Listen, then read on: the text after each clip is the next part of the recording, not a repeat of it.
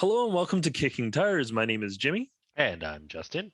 and this week we got some Hyundai news, as you can see from our backgrounds.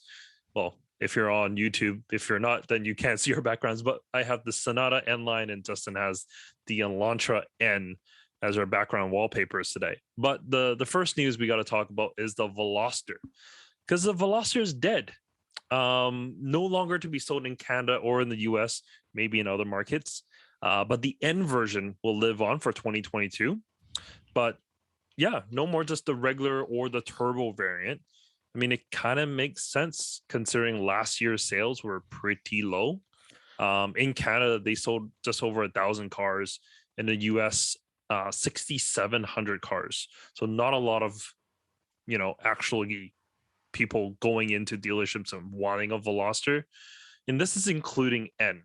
So definitely We're, not a high volume yeah. seller. I mean, this car was kind of a marketing exercise to begin with.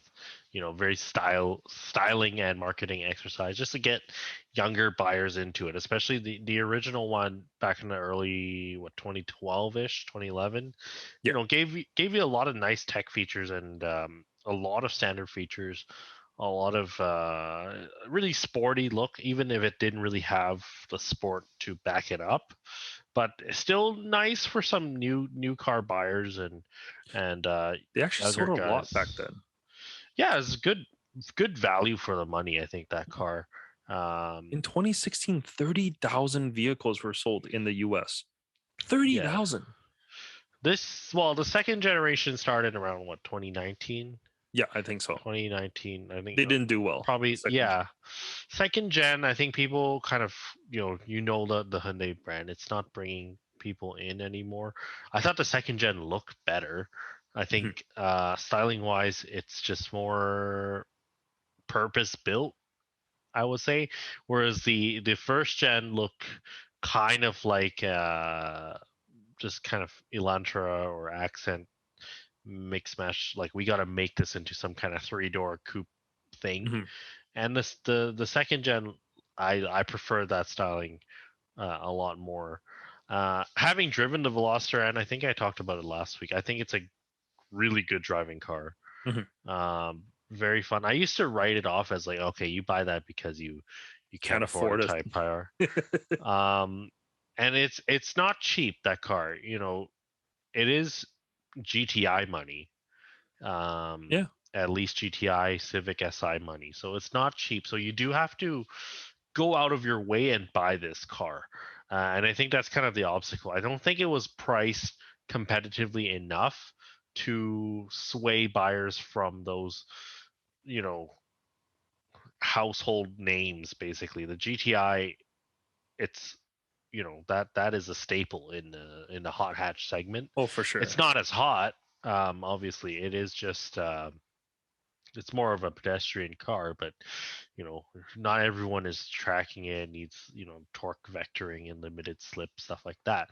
But really fun, really cool car. Sad to see it go, but I understand. We're seeing this with some manufacturers lately, and they're just kind of trimming down the lineup, right? Mhm. Because it is. You got to look at it from a business perspective and from a dealership perspective. If we got to stock these cars, we got to support these cars, keep the parts around, the brochures, whatever it is, and know, okay, this car's got this promotion this month and stuff. It's just one more vehicle to support, and if it's so low volume, it's not necessarily worth it. Yeah. Especially with an industry that has a lot of turnover as well. I think thinning the herd a bit. We've got a chip shortage. We got to see which cars we're gonna put the parts into, and that's kind of, I think we'll see more and more manufacturers take this more conservative approach going forward, and not doing these kind of oddball cars, because the Veloster, even when it did sell, it is still an oddball vehicle. Yeah. They call it a four-door coupe, right? Because you had one door or four-door hatch.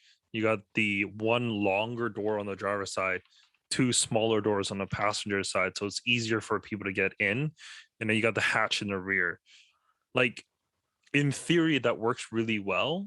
But because of the smaller doors on the passenger side and the more like cramped compartment, it Yeah. wasn't all that easy getting into. Yeah, it's a 2+1 door, right? Oh, The driver's side only has one door. yeah, driver's side has one door. Yeah, so it's an awkward configuration. Yeah. Regardless, like sometimes you want to like throw your backpack in the back seat before you get into the driver's seat. Like it's not there for you. um, that is kind of odd. Like it is like I think that whole door configuration is just bizarre. Well, I And mean, it worked well on like trucks a long time ago. yeah, no, it still works on trucks because so now with a lot of the smaller crew cabs, or I'm not sure what they call it, but where they don't have the full size door, but it's still a traditional door, it still works on those because there's enough room. But you go into a Veloster and the back seat is hard to get into, even with that third door. Hmm. I find compared to a GTI, right? GTI, That's yeah, GTI is bigger as well. yeah. Yeah. Um, Well, mhm. let's move right on here because we talk a lot about the the Veloster being dead and getting killed off, but they're actually introducing a brand new vehicle as well. This is the Elantra N. So another N to the N lineup. You got the Veloster, the i30, the i20, as well as the Kona N. Excuse me, and then the Elantra N is brand new. Mhm. Of course, here in Canada, we don't get the i30s, which sucks. We only get the Veloster, Elantra, as well as the Kona. And we're getting the Kona soon, but it's basically the same recipe here, right? So it's a 2-liter turbocharged 4-cylinder, 276 horsepower, 289 pound-feet of torque. What's nice about the Elantra N is you can get it with a 6-speed manual as well as an 8-speed dual clutch. So you have the option of going with either gearbox, whichever suits you better. And with the dual clutch, I should say, 0 to 60 is about 5.2 seconds if you enable the what's it called, the NGS, the N Oh, grid like the shift N mode. grid?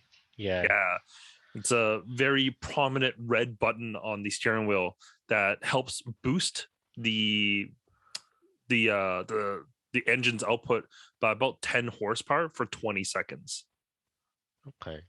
Yeah. No, dual clutch makes sense, and it's needed because you got to compete with Volkswagen, obviously, who offers both still with the upcoming Mark 8 generation. Um, and that's what the Veloster. A lot of people were asking, "Hey, why no dual clutch option?" That would kind of give it a new, you know, an edge against like the Type R. It's like, oh, you can't get Type R with a dual clutch, but if you could, that might bring in some more buyers. Who knows? So cool to see it on the Elantra. The only thing with the Elantra, I think the styling is just real busy. Like, just Mhm. the slashes going down the side and just the whole front face. The whole front bumper is grill, Yeah, whether it's real grill or fake grill, but it is all grill. I'm not sure if this has more grill or the Avalon TRD has more grill. About the same, yeah. Because as far as like quote unquote body colored parts of the front bumper, it's quite minimal. Minimal, yeah. Yeah, I this styling it's hard for me to like. I like it from the rear, Mm. and even from the side, it's okay. The rear 3/4, but the front end is a little bit much for me. Um, it's aggressive, and I think it will appeal to certain people. But Yeah. okay, being a sedan, we saw the Civic Si Mhm. just flop. For in my opinion, it just flopped. The 10th gen. 10th gen Si, especially because of the Type R. Uh, and they only did the Si in a coupe and sedan, Mhm. whereas the Type R was only available in the hatchback. So I'm just wondering if there is even a demand for these sedans. Like the GTI still seems pretty popular, but the GLI to me, No one really maybe buys a this is a GLI. regional thing, but the GLI is not that appealing. I would take the GTI any day. Mhm. And even if I were given the option between a Civic Si sedan or a hatch, I would go hatch easily. Yeah, the hatch it's more usable, right? It's more usable, and but that's the thing. The Civic Si sedan 10th gen looked very conservative, or like the styling was not that big of a departure from the regular one. This N model, however, is noticeably hotter. Like this is Mhm. souped up by quite a bit. The seats are aggressive. The whole look is aggressive. It looks low. It looks wide. It's got a wing on it. There's no mistaking this for like a Veloster or Elantra N line, or any of the other base model Elantras. Yeah. I think I think it's a big enough departure than to justify this N model. So I think it's a better approach than Honda did with their Civic Mhm. with the 10th gen, but I'm curious how this will do. Um, Yeah, I mean, looking at the front bumper here, between the grill and the lower grill and that kind of side swoop here, if that was body colored, I think it may actually flow quite well. So like if mhm, this part here was body colored, yeah, it actually might not look too bad. And it'll kind of split up that grill a little bit. So maybe yeah, a little bit of wrap can actually, really change the styling of this vehicle. yeah. Just get that painted body color. And I mean, we that was one of the things with the Type R is if you thought the Type R was too aggressive, you go for black, and it just kind of subtle, like keeps Yeah.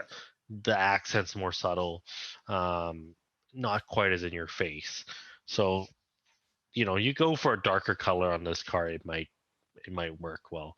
But Hyundai loves this little baby blue. They do it on the Yeah, interior. the N color. I forgot what they call it, but it's definitely an N color for them.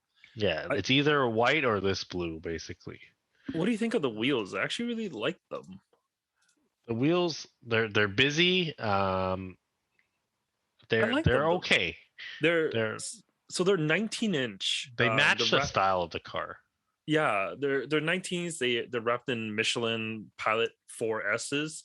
Yeah. So like pretty good summer tires. Not as aggressive as like full on PSS's, but it's pretty good for a sedan like this, I would say. Yeah, 4S is the tire to get as far as summer tires, a streetable summer tire goes. The next step up would be the Cup 2, which you do see on the Type R LE edition. The yellow ones, they get the Cup 2s, but the Cup 2s are not really like a good street tire.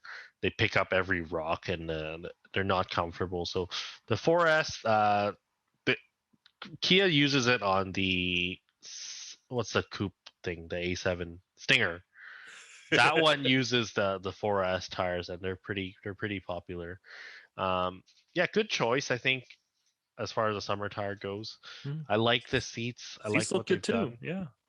Yeah, it's a little And bit nicer than the Veloster one. being a Hyundai, like it's gonna have heated seats, and I can see the heated seat button. So something that you can get in here is heated seats and Yeah, potentially a heated steering wheel that you can't get in a Type R. you can't get in a Type R for sure.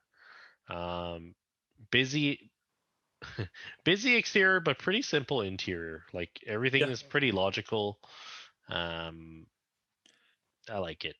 yeah, it's a good looking car inside and out. I I I said it about the Type R before, the FK8. I think it's too aggressive with the like bunch of vents that it has on it, especially with the rear wing. It's just I personally am not a fan of how it looks. And then in the UK, you can get an FK8. That's the um, I forgot what edition they Just called it. without the wing and stuff. Yeah, it was without the wing with a little bit more sound insulation, and I was like, oh, Yeah. that's perfect. FK for me, that's like old man FK8. I Yeah, really and they love did that. that. They did that with the Evo too. They had a wingless one, but it looked a little bit off to me. Mm, They had an MR trim that just right, right. had But no wing. as much as I didn't like how aggressive the FK8 looks, I don't mind this. I don't know why.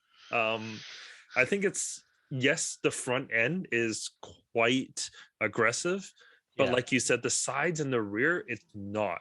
The And overall sedan profile is more traditional.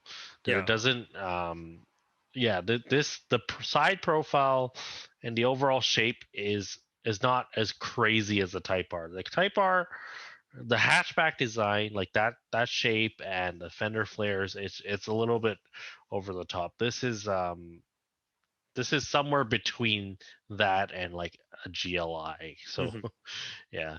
But the yeah, big thing is the price. I mean, we don't know exactly what the price is yet. yeah, but it should be under 40,000 Canadian. Yeah. Under 40,000. So price wise, we can expect that to be below the Type R, obviously, as it always has been with Hyundai's performance models, but probably a little bit above where the SI was before. Mhm. Um, it is a higher performance vehicle after all. This is a much more hardcore vehicle. It has a brace in the trunk too. I noticed that in one of the Yep, pictures. yep. So Has does that mean we lose the folding seats? so the folding seats looks like it's still there. Yeah, it's got the cut. It Right. still has a cut line there. So I'm thinking the folding seats is still there. It's just you got to fold around it, Yeah, so or you you can got to still put put things long around right. it. Actually, no, there's no cut. There's no cut. It's so hard to see. Yeah, we'll see. They did that with the Camry, which I thought made no sense. Because But they at the end didn't of the do it day, with it's a the Camry. yeah. So the Camry TRD had the bracing, but the Avalon TRD doesn't have it, and they're Mm, the same. It doesn't make sense. But yeah. the additional stiffening, like bars, not only there, but there's other ones throughout the chassis, gives it like 29% stiffer rigidity. Which I mean, most new Counts cars for these days are something. pretty rigid already. Yeah. 29% more is not bad. Yeah, and big brakes on this thing, 360 millimeter brakes. Yeah. Not bad at all. That's a I- bigger than that's 14.2 inches, yeah. I believe that converts to. So, pretty standard issue caliper. So similar to the Veloster N, we don't have fancy Brembos or anything like that or fixed caliper, but it gets a job done. The Veloster N, I've seen it out on track and it actually holds up. So a lot of times we'll see manufacturers slap on a Brembo brake, and it doesn't actually pan out that well. A lot of vehicles either just don't have sufficient cooling, or if just the weight or the power. There's something about them that just because the brake looks like it's pretty legit, it doesn't mean it is. And we do see cars like any Mercedes basically has no real braking performance on track, um, but they hold up on the street. So uh, I was I watching wouldn't the write that off with the Elantra. Yeah. I was watching the video for this when they got announced. They specifically mentioned that the backing plate for the brake rotors Mm, has actually holes in it to improve braking performance. hmm Like it's subtle things like that that makes me appreciate the brand a little bit more. Like Yeah. they actually thought of that and they're like, hey, you know what? Brakes. I mean, yes, a car can go fast, but you also need it to stop. Yeah. Here's some better brakes and better cooling for your brakes because you had Exactly. your in your Fiesta ST you had braking problems. Yeah. That was more so with the brake torque vectoring that car had. Oh, okay, okay. It was not defeatable. So even I went through one. I had a six piston caliper on there, and it actually seized up. And I changed to a four piston, but I just gave up on trying to track that car um, because the brakes could not. You just couldn't make it work on track, and you couldn't disable that feature either. Hyundai, they're jumping into motorsports a lot more. They're taking things a lot more seriously, and that's one of the things that most 99% of journalists will never know that unless you told them that this car has better braking cooling. But as soon as you hit a track, within 2 to 3 laps, you can tell which car can brake and which car can't hold up for more than 5 minutes. And a lot of cars are built for that 0 to 60 time, the quarter mile time, and even a skid pad time, but they can't hold up for more than 5 minutes. So I've seen the Veloster now, and I think the Elantra carries on that tradition of actually a surprisingly decent and fun track car from Hyundai. Sorry, I got distracted with the i20, i30 that's on the top here. Cars that we don't get, but look super cool. I mean, why wouldn't you want a little hatchback? Yeah. Anyways, let's move on. Actually, move on to a little hatchback. Actually, well, a Yeah, little bit another bigger of a hatchback. hatchback. Yeah. So the Perhaps the pricing most for important one. the the pricing for the 2022 GTI and Golf R was announced today. It's actually really, really good. Really well priced. So they've killed off the regular Golf. And so now, maybe because it doesn't have to worry about, oh, well, a Golf full load, whatever Highline model is the price of a GTI, maybe I'll jump up to that. They don't have that issue anymore. So the GTI, they can price it very low and very aggressive at only 31,000 to start. So obviously that $31,000 price tag, that's only going to be cloth seats, 6-speed manual. So still have a manual option, which is great. Limited slip differential is standard now. That's impressive. Before, I think you had to go up to the performance package. Now, there's 3 trims for the Golf, or for the GTI, GTI, Autobahn, and the performance. And you're basically getting luxury and styling differences. The base power is the same across the board. Just looks better. The base wheels don't look great. Like 17-inch wheels for this size of vehicle, it's a little bit odd. You can tell right away. But if you want those cloth seats, the plaid seats, kind of the GTI signature, you have to go with the base, I believe. Actually, no, I think the the Autobahn. Autobahn has the same seats. Yes, you're right. Yeah, Autobahn's only $2,000 more. Actually. Autobahn, I think it's the one to go for. Yeah.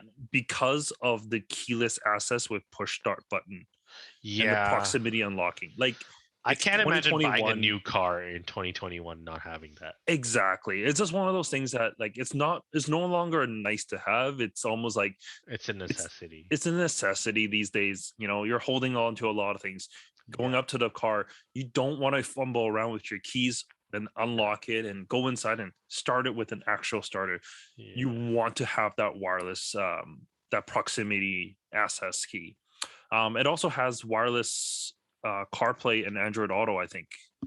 Yeah, wireless app smartphone integration. I know you're not a big fan of like wireless Android Auto, as it generally doesn't work for you. But I'm hoping it's a little bit better here. Yeah.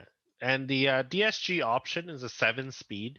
That's the one that I would go for. I had a Mark 6 GTI DSG. I think the DSG is really the sweet spot with these cars, and it's only a $1,400 option, so it's not that expensive.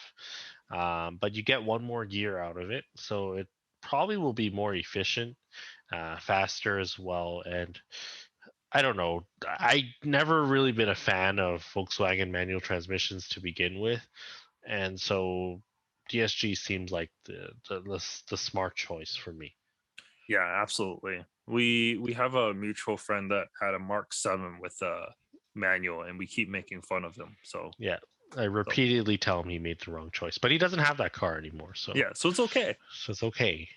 Yeah, and then so yeah, that's the GTI, and then we have the Golf R. Golf R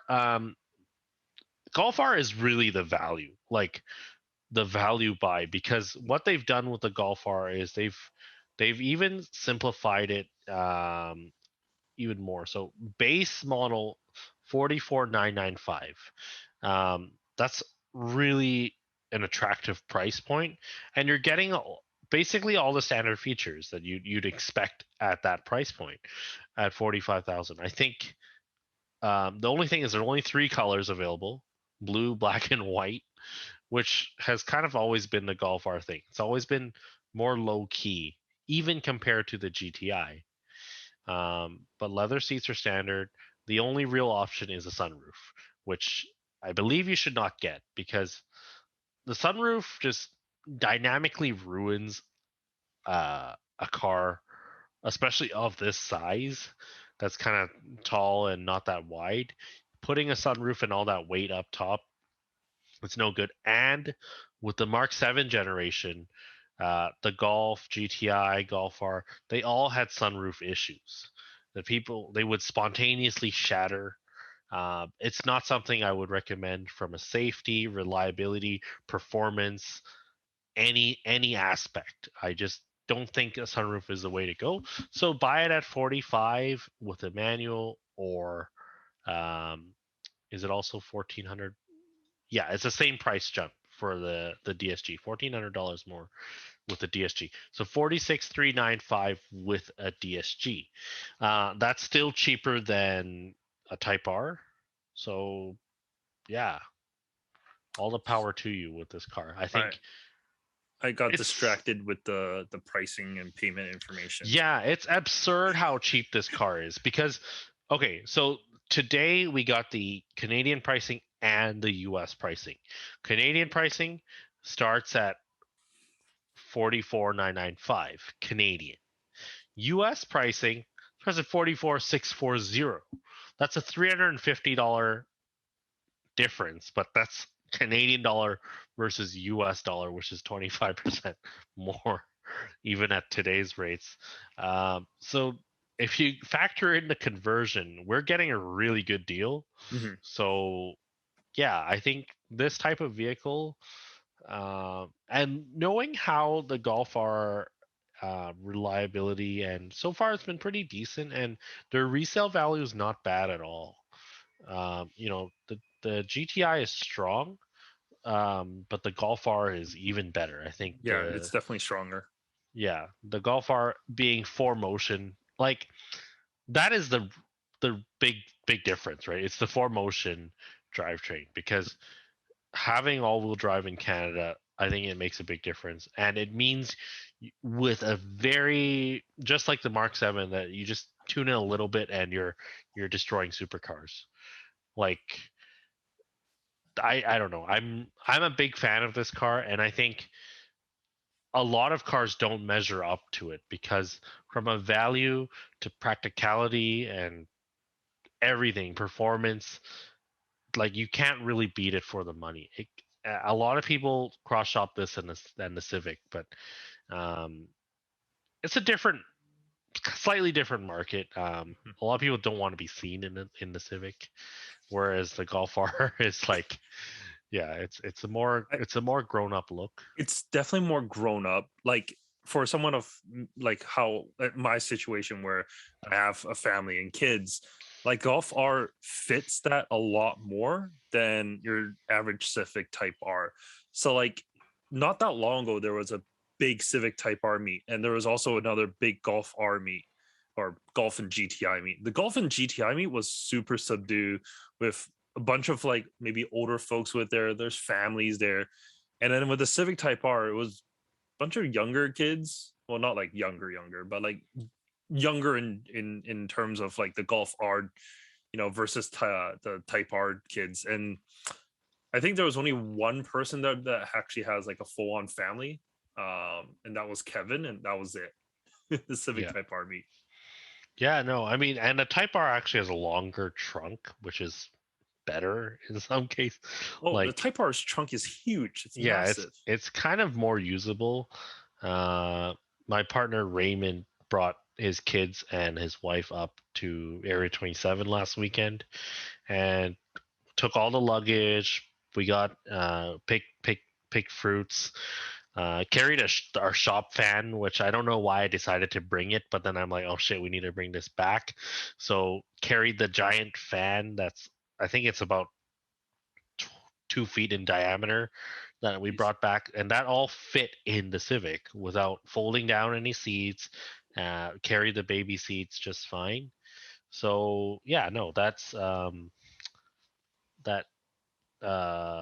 It's a very practical car, but it's a different look.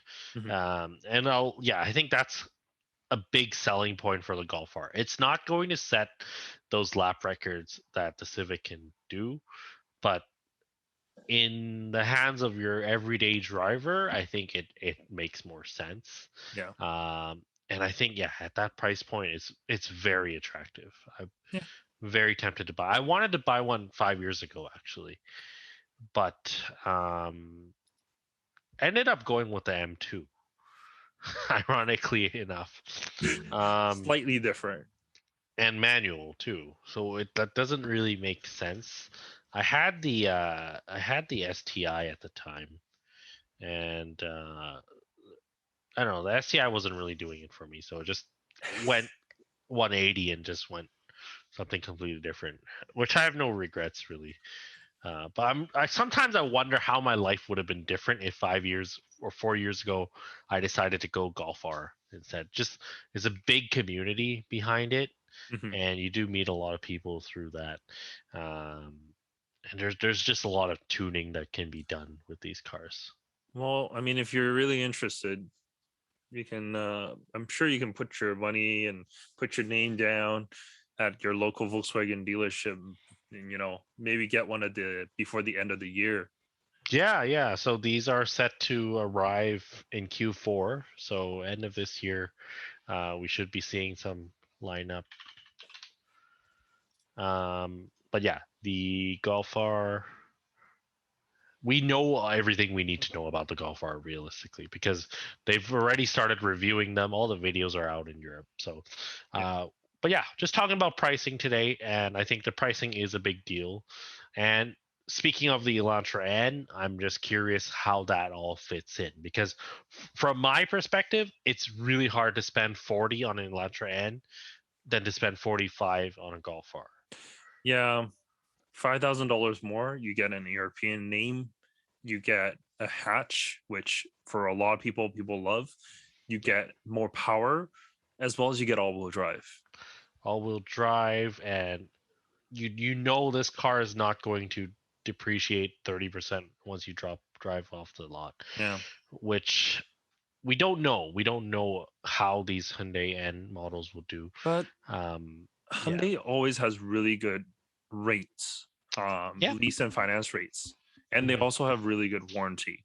Especially in the Warranty, yeah. US, they have an amazing warranty. So like you're taken care of, I think, a little bit more. So Hmm. you kind of have to outweigh your pros and cons there. Yeah. Well, let's move on to the next thing here, which is the Infiniti QX60. We talked about this a few weeks back, and we were like, "Why does this even exist?" The Pathfinder is out. The Pathfinder is so nice, and it's so much cheaper, or potentially cheaper. But now we know exactly how much it is because the pricing information got released here for the QX60, and I think it's a little bit much. So I don't know what is the standard equipment in this, so I can't say. For the size and the brand, it's not that bad, I just think but I think they could have done MDX, better. yeah. So it is priced higher than the 2020 or 2021 QX60. So the 2021 or 2020 2021 model, the old version, I should say, was under 49,000 Canadian. Hmm. This one is 55,000 Canadian. So that's yeah.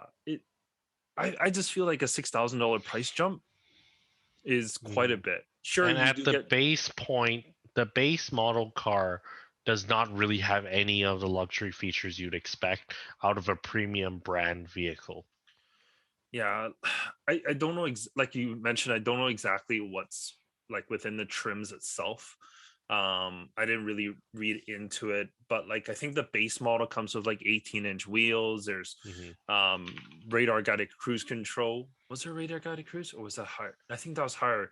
There was blind spot monitoring that was standard. Yeah. um there No, was it doesn't LED. have the enhanced Pro Pilot Assist. You have to go up, uh and so you're looking at just to get navigation, you have to look at 60K. yeah. Navigation should be standard in this segment.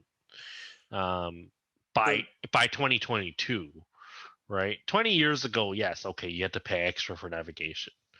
But realistically, if you want the real luxury features that makes you get out of your old QX60 into a new one, you have to be looking at the sensory trim, which is $65,000.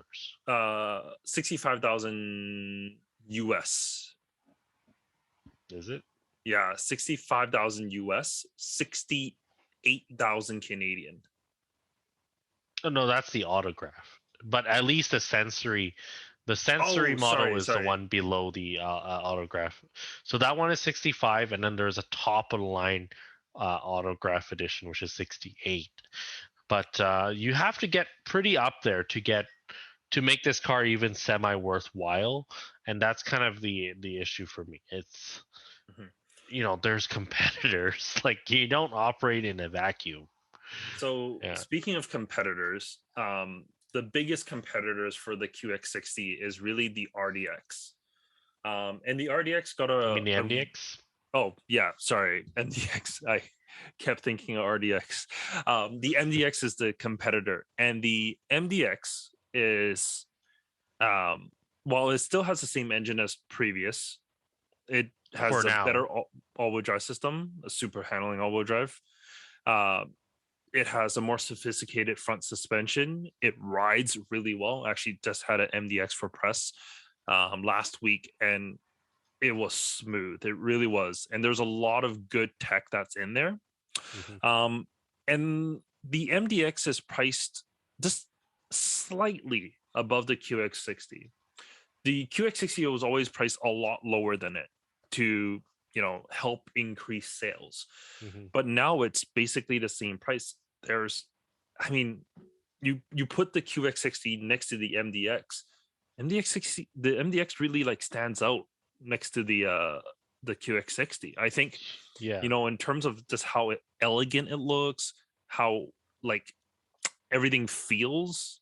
Mhm. I don't know. I feel like the MDX is more worth it. Of course, we haven't seen this in person, but just judging from the photos, QX60 doesn't seem to be all that worth it. Yeah, I think that's kind of been the Infiniti brand's issue this whole time, is they're offering something kind of between a conventional traditional brand product and a luxury brand product. And they don't offer the innovation that we're really looking for when you want to spend that extra 15 to 20% over the standard, Pilot or Pathfinder and whatnot. You just expect those things to come with the package, and it just I think at 55, that's probably where the Highlander or the Pathfinder tops out. Is probably about 55, and for base model QX60 money, you can get a way nicer Pathfinder, I bet. We don't know exactly yet, but considering that the base model doesn't even have navigation, uh, The don't Pathfinder would expect definitely have. much. At 55, the Pathfinder definitely would. Yeah. Okay, so I'm actually just pulling up the pricing for Pathfinder. Starts at 44,000, Mhm. and top trim is 54,000 for the platinum. Exactly. So exactly where this one starts is Yeah, where the Pathfinder ends. And you're getting captain's chairs for that, wireless charging, everything, really. And yeah. same seats actually. I They think they're so the one of the biggest things is the QX60 is based, of course, off the Pathfinder, just like before, but there's a lot of it that is Pathfinder. The QX60, if you look at the interior now, comparing to the Pathfinder, it's almost identical. it's the Whereas same before, quilted aniline seats. I yeah, don't know like what that means, but it's the same seat. it really looks very similar the two. And I don't personally think there's enough of a difference separating the two models anymore. Even the Yeah. infotainment is exactly the same. I mean, previous infotainment for Nissans has always been pretty horrendous. Infiniti wasn't much better, but at least they gave you two screens. Now it's the exact same 12.3 inch screen. Like it's this exact same thing as within the Pathfinder. Mhm, So I don't personally think there's a need to go to the QX60. mhm, Like I reviewed the Rogue, and the Rogue was super nice on the inside, and that was the Rogue Platinum, I think it was the top mhm. trim. I have no doubts that the Pathfinder Platinum will be just as nice as that. Yeah, if not nicer than a Rogue. Yeah, Yeah, so yeah, I get it. Like, I think there needs to be a product in that segment to compete with the MDX, but this just doesn't do it. It just doesn't cut it. no, I think Yeah, it needs more. It definitely needs more. yeah. Now that we know the pricing, it's just yeah, and we know the Pathfinder pricing. You can configure that yourself, but see for yourself like what value means. Yeah. Yeah, I mean, I think the top trim and the comparing to the base QX60, like sure the nameplate Infiniti is kind of a little bit more posh than Nissan would be, Mm, but you're just getting so much more value out of a Nissan product. And we see this a lot in like the kind of the more mainstream cars, right? Hyundai, Mazda, Nissan, they're all stepping up in their regular cars to being so good that their luxury department can't they keep up. they can't. They have You to can't make them. improve it enough to yeah, to Yeah, justify it. yeah. Well, let's move on here into something a little less upsetting. We oh can't play this because oh ads perfect. So just the past week released a video of the 2021 Hyundai Sonata N line. So this is the not like full on performance of the Sonata, as this is the N line, not a full on N, but it still has a dedicated engine. It's a 2.5 liter turbo that we see in well, actually a lot of Hyundai and Kia products. But it makes 290 horsepower and 311 pound-feet of torque. All that is sent to the front wheels through an 8-speed automatic or dual clutch, I should really say. And it's quick, like 0 to 60 is like 5 seconds. It's definitely not slow. And the Mhm. best part, 38,000 cheaper than the Elantra N, And full on N. the real end. I don't know. I got into this Sonata when you had it, and I'm like, I don't feel like it's that roomy. Mm. That was my first takeaway with it. And then the styling is just like, to me, this styling is not going to hold up. It's not going to age well. Because it's not even quirky. Like the Elantra N is quirky enough that okay, this was all the time. We know that 10 years down the road, it will look 10 years old, but at least it was like, oh, this was kind of cool. It's kind of cool. But the Sonata, to me, I am not a big fan of this style. No, I don't mind it, but I get what you mean about it not aging well. Hmm. I think a lot of current Hyundai products won't age well, and that's something that they're doing a lot recently with a lot of their products. Hmm. Like, I think they're going out of the way to make something a little bit more interesting, Yeah. but of course, the negative side effect is that is it won't age well. Whereas like Volkswagen makes the exact same thing for like Yeah, 20 very years. conservative style. It'll look exactly the same years and years. Um, Yeah. I don't I like the front end of this at all. I don't like how the grill, the it just catfish. looks very depressing. Like it looks sad. It's a The catfish eyes, look. it's a catfish look, but it just yeah, to me it's very polarizing. I think a lot of people, you either love it or you hate it, and I hate it. Yeah, I don't know. Like it to me, it's okay. I don't hate it. Like I would not be embarrassed to drive it, but I don't want to own that car Hmm. looking like that. Yeah, Um, I I think if you're in the market for a fast sedan and you really don't want to spend that much, this is perfect. I personally would pick the Kia K5 GT over this because I like Hmm. the K5 styling a lot more, and they're Exactly. exactly the same car. Um, Exactly. The K5 is gorgeous. I yeah, think, yeah, I but haven't seen this one on the road that much, but I've seen a few K5s and they always look really handsome. the thing is, I don't think there's a big market for this. Because Yeah. like, who's really buying sedans? Number one, and who wants, you know, not There's a a sedan sport that model. goes quick, but may not Yeah. have like all the features that you may want. Yes. And you got to keep in mind buying brand new at the Yeah. new price, right? So that's the thing. I don't know who this car is for. I don't want anything to do with it. It's not a bad car in any sense, and I'm sure it drives fine, and the interior's got nice things about it. But to me, it's such a trying to be, more things to more people, but not executing it all that well. I Hmm. don't know. I I just wished it had some more features from the regular Sonata.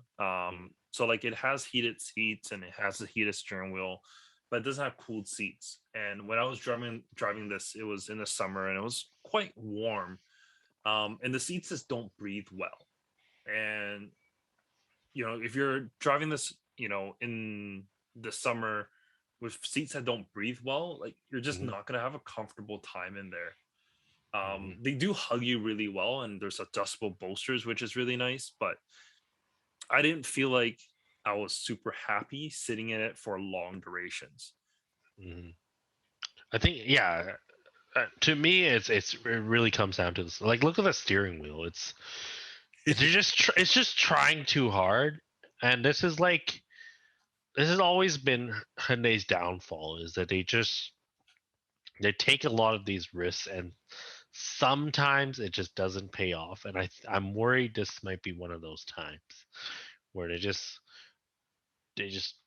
tried something a little bit too different that just looks, because you got to think about who's buying mid-size sedans, right?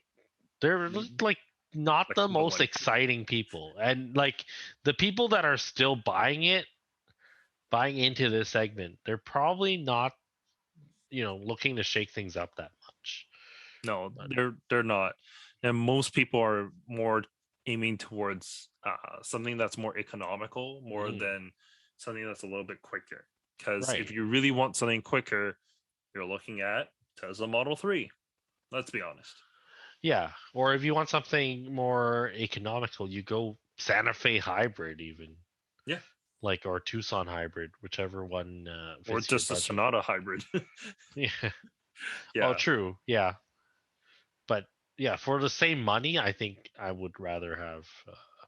Because to me, this is not sporty enough to really quench that thirst per se, Hmm. and I don't like the look of it. Like I can't get over that. I can't get over that. The worst part is it has trouble putting its power down. Um, Mm, 310 or 311 pound-feet of torque is great, but if you can't put all that power down, it's basically wasted. When I had the Mazda 6 last week, which also has a 2.5 liter turbo and 320 pound-feet of torque, it had no problem putting that power down. Like hmm it felt a lot smoother. That may be due to its 6 speed auto rather than an 8 speed DCT, but the chassis tuning on the Mazdas, they are better than Hyundai's. And because of that, this just doesn't feel that like sports car or sports sedan kind of soul that some may be hmm looking for. Yeah, and it's kind of like too little, too late kind of thing. Like, or maybe I'd feel differently if there was previous, last two generations of a hot Sonata. But yeah, I don't know. To me, the Sonata is like neither here nor there. Like, if that car didn't exist, it would not. I would not miss it. Yeah, for I think we're at the time that sedans that I mean, they don't really need to exist. They don't. You're better off buying uh like SUVs, unfortunately to Yeah, say. if you need the space, you go up to a crossover. If you don't need the space, you go down to the Elantra. Yeah. So the Sonata is kind of in an awkward spot where it's big on the outside, but not that much bigger on the inside, and it's it's fast, but like not really like that fun to drive. I don't know. Yeah. It it doesn't have all the it's not as well rounded as you may want really in a car. That's what it Mhm. comes down to. I think it looks good. It stands out. Um but that's really it. Like it's fun to have that kind of power on the front end. Like, with traction control off, you're Just smoking the lighting tires up the all the tires, yeah. time. It's can smoke it on first and second gear. Like, and it Mm. continuously does it. Like it's Yeah, it's crazy. In the wet, it can do it in third gear. Um, but nice. why? Why do you want to do that? And who In who are your you trying to mid-sized impress? family sedan, right? Like, Yeah. yeah. But yeah. Um. Any case, anything else you wanted to go over for this week? Um, no, I think we had a Hyundai filled week, and for good reason. A lot of news coming out of Korea these days. And yeah, catch you guys next week, I guess. Yeah, absolutely. Same time, same place. Thanks, everyone.